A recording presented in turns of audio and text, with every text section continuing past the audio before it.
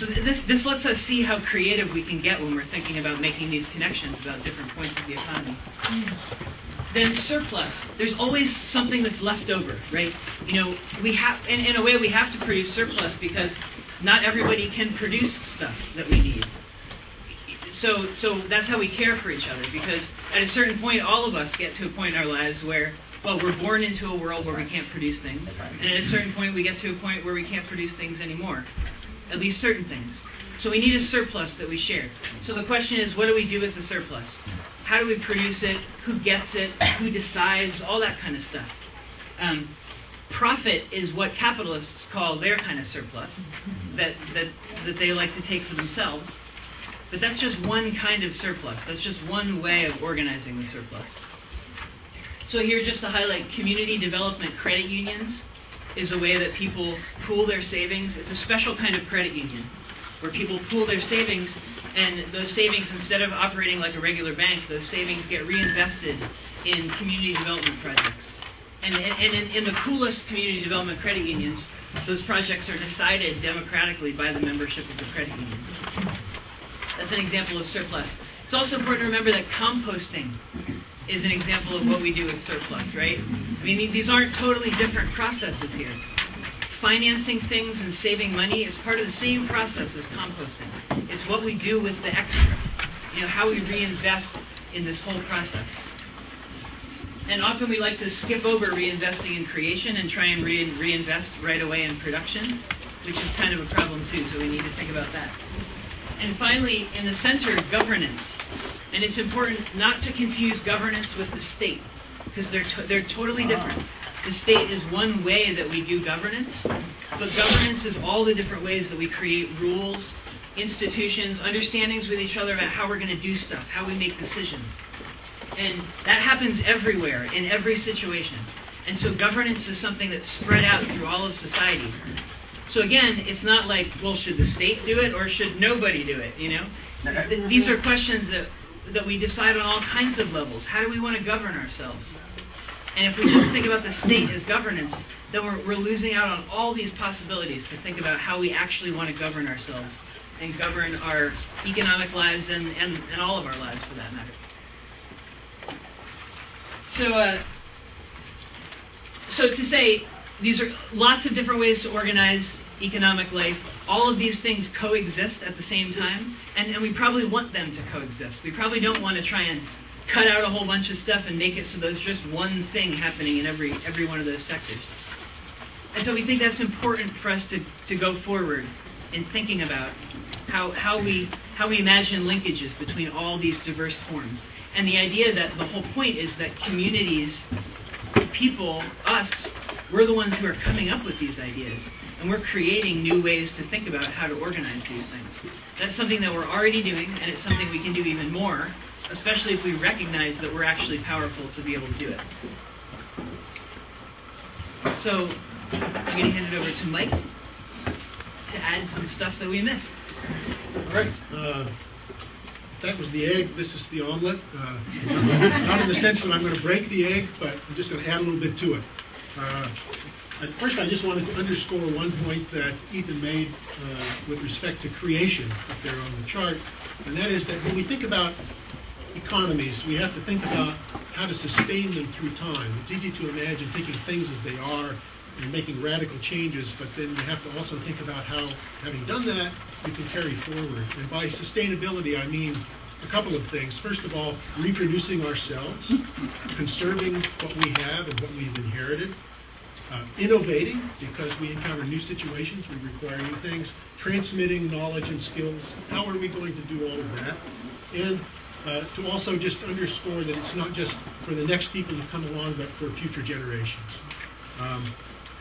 The next 3 points that I just wanted to add have to do, first of all, with money, with values, and I'm going to get some input from you all, and then distribution. And then we'll open it up to more general discussion. But with respect to the transfer and exchange part of this,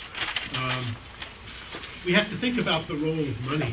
I think everybody's familiar with the good things that money does. It's a means of exchange, but I want to concentrate on the problems that it raises, and in particular, the way that money, perhaps more than any other social good, is convertible. It can be exchanged for almost anything that you can get people to take it for. You've heard the term money laundering, which has to do with hiding where the money came from, but I think even more important is the way that money itself launders things. You get money, you don't know what sweatshop it was generated in, what kind of activity it represents. That is all completely erased. And that creates an enormous problem for our social relations, and it's a way of mystifying our social relations behind this screen of money. It's also the prime instrument in capitalist societies for accumulating wealth and power. You get money, as one 19th century author put it, with money we shall buy men, and with men we shall make money. It's a kind of a circuit. So, what to do about money? Well, 3 quick solutions. If you take any of them to the extreme, they can become kind of absurd, but they're all 3 different ways of dealing with money. First of all, abolish it. Replace it with other kinds of relationships, barter and so on. Secondly, equalize it. If it's a source of power and domination, if people have equal amounts of it, then it's less easy to do that. And thirdly, contain it. Just to give you a couple of examples, what people try to do with campaign finance reform is to contain the influence of money in politics. They're not successful, but that's the effort. Yeah, that's a complication we can get into, but I mean, it's that the money supply can be expanded and contracted. The question is, what about the money supply? Well, that it can be expanded and contracted from a central location is one way in which it is an enormous tool of power, because those who control the money supply have a tremendous control over lots of other things. Blocked exchanges is another way to contain money. Say that there are certain things that money cannot buy. Sexual services, there's an endless debate. Can that be for sale or not? Babies, can we sell them or not? Those are surrogate motherhood. These are all sort of problems that arise that have to do with what can and cannot be sold. So the more you contain money, the less you have to deal with the kinds of problems that it raises. Okay, the third thing I wanted to take up has to do with values. A very broad question that we'll be, I'm sure, dealing with in all of the sessions we're talking about today. What are the values that we think should govern our economic arrangements and choices? I'm going to ask either Olivia if she could just make a list here. I'm just going to ask you to not make speeches, but just throw out terms or quick phrases of what you think are the important values that should govern our economic arrangements. Anybody? Good for the earth. Care for one another. Care for one another. Providing needs. Work. Equity. Family. Transparency. Okay.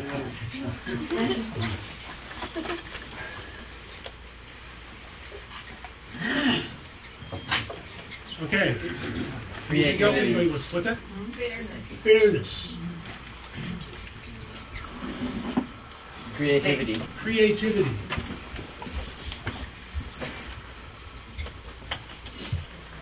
Anything else anybody wants to add? Yes.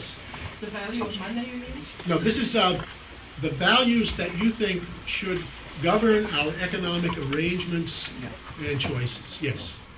Sustainability. Integrity.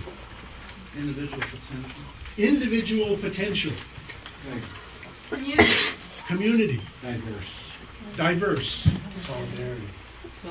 Solidarity. Joy. Oh, okay. Yeah. Sorry. All right. Anything else anybody wants to add? Yes. Opportunities. Moderation. Are we being immoderate in our list? Freedom to be responsible. Freedom to be responsible. Someone said joy. Joy. Instead of the dismal science, right? Regeneration. I mean, it goes along with sustainability. Security. Trust. Enough. Enough of the list. I had a short list. I had a short list, and everything that was on my list is on there, and much more besides. So, we can have a very fertile conversation later on through the day about how to work these things in, to what extent they're left out of our current economic arrangements or shunted off to some other institutions to take care of, and how we can integrate them into our economy. The last thing I wanted to say, it picks up on some of the pieces of this, needs, equity, fairness, and so on, has to do with the transfer part of this partly, and also the surplus part. And that has to do with what principles should govern the distribution of income, wealth, and other socially distributable goods. Under capitalism, you go back to the early economists, the basic idea of capitalism is distribution proportional to what they call the factors of production. Factors of production are capital, labor, and land. And the distribution, according to that, is profit or interest, wages, and rent. As Milton Friedman, famous conservative economist, put it, to each according to what he and the instruments he owns produces. So if you own more capital, you get more wealth, and so on. Right? Socialism, at least one idea of socialism, you can find this idea in Marx. Get rid of that property income, the income that comes from rent and profit and interest, and distribute proportional to work. As Stalin rather harshly put it, he who does not work shall not eat. Okay? And there are other variations that are maybe less harshly put. There are other principles that come into play. As Ethan was emphasizing, throughout our daily life, there are other principles of distribution we rely upon. Proportional to need. We have needs on the list here. Right? Within households, we pay a lot more attention to need than we do to what people own or don't own, or even to what work that they do. Proportional to merit. That's a hard idea to wrap our minds around. You can find examples of this if you go back to ancient thinkers, like ancient Greeks, Aristotle, aristocratic ideas that the better people, the more virtuous people, the people who take on more responsibilities, or however you want to conceive of it, should have more of the control of the wealth of a society. Whether that fits in a modern context or not, I don't know. Proportional to effort. It's not so much what people produce, but that they make, that their productivity goes down. Counterintuitive if you're thinking like an economist, but there's even people at MIT are now acknowledging this. So, yeah, you can, if you trust people and you give them the freedom to do what they want to do, they'll often be far more productive and creative than if you're, holding them to a quid pro quo of some external reward. So that's another important thing to think about. So, Marx's other idea of justice, a higher phase of communism, he called it, was from each according to their ability, to each according to their needs. Marx thought, we're not ready for that yet. Maybe we are. That's at least in certain contexts. So, anyway, that's all I wanted to add to the egg. And I guess we have some time now for a discussion before we... Just one wrapping up. Wrapping up. Sure.